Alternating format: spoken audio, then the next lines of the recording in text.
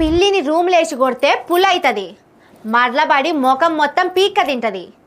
నేనే బలమున్నోన్నని అందరూ నా కింద బానిసలు అన్నట్టు చేస్తే ఏదో ఒక రోజు మళ్ళా పడతారు, మళ్ళా తిరిగి చూడకుండా ఉరికిస్తారు. మనం నిజామోలను అట్లనే తరిమి కొట్టినాం. ఇప్పుడు నేపాల్ కూడా అదే అవుతున్నది.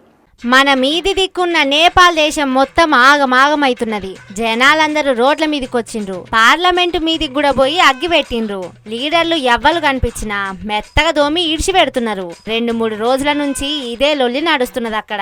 మరి ఇట్లెందుకైందంటే పబ్లిక్ కు కండిషన్లు పెట్టి మీరు ఫోన్ చూడొద్దు, సోషల్ మీడియాలో పోస్టులు పెట్టొద్దని అడ్డమైన రూల్స్ పెట్టిండ్రు అక్కడి సర్కారోళ్ళు. అట్లెందుకు చెప్పిండ్రంటే సర్కారోళ్ళు మొత్తం పైసలు మింగేస్తున్నారట, ఎక్కడ దొరికితే అక్కడ దోసుకొని తింటున్నారట. ఇదేందని పబ్లిక్ అడిగే వరకు సోషల్ మీడియా వాడొద్దని రూల్ పెట్టిండ్రు. ఇక పబ్లిక్ ఊకుంటారా, కుత ఉడికిపోయిండ్రు, రోడ్డు మీదకి వచ్చిండ్రు, లొల్లి మొదలు పెట్టిండ్రు. దీంతోని ప్రధానమంత్రి కేపీ శర్మ ఓలీ రాజీనామా చేసిండ్రు, దేశంలోకెళ్లి అవతల పడ్డాడు. సర్కార్లున్నోళ్లు పారిపోవటానికి ఎయిర్పోర్టులా ఎన్ని హెలికాప్టర్లు పెట్టిండ్రో చూడుర్రి.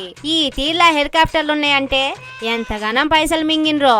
కానీ అవినీతి చేసినోళ్ళు, పబ్లిక్ కు కండిషన్ పెట్టినోళ్ళు ఎక్కువ రోజులు రాజమేలరని, దీన్ని బట్టి కొందరు తెలుసుకుంటే మంచిదని ఈ వార్త చూసిన వాళ్ళు మాట్లాడుకుంటున్నారు. వాట్సాప్ స్టేటస్ పెడితే కేసు, సోషల్ మీడియాలో పోస్ట్ పెడితే కేసు, దగ్గుతే కేసు, తుమ్మితే కేసు అంటే ఇగో ఇట్లా నేపాల్ ప్రధానమంత్రి లెక్కనే మారిపోవాల్సి వస్తది అంటున్నారు. జరా పైలం సార్లు.